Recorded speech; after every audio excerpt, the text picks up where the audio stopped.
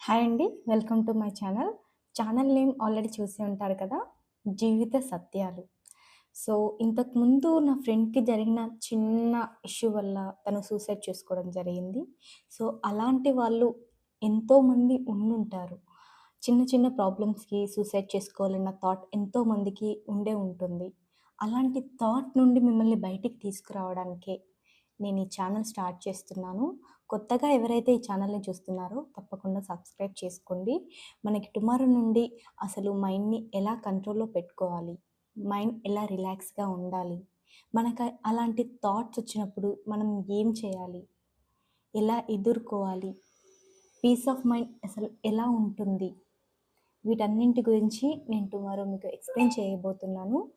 ఎవరైనా సరే మన ఛానల్‌ని సబ్స్క్రైబ్ చేసుకునే వాళ్ళు ఉంటే తప్పకుండా సబ్స్క్రైబ్ చేసుకోండి, లైక్ చేయండి, షేర్ కూడా చేయండి. అండ్ నేను చెప్పే ప్రతి ఒక్క విషయం మీకు మీ లైఫ్‌లో చాలా చాలా చాలా ఇంపార్టెంట్‌గా ఉంటుంది. తప్పకుండా వీడియోని అస్సలు స్కిప్ చేయకుండా కంప్లీట్‌గా వినండి. అప్పుడే మీ మైండ్ ఎలా రిలాక్స్ పెట్టుకోవాలి అన్నది మీకు అర్థమవుతుంది. చాలామంది అనుకోవచ్చు, మా మైండ్ ఎలా రిలాక్స్ చేసుకోవాలో మాకు ఆ మాత్రం తెలీదా అని.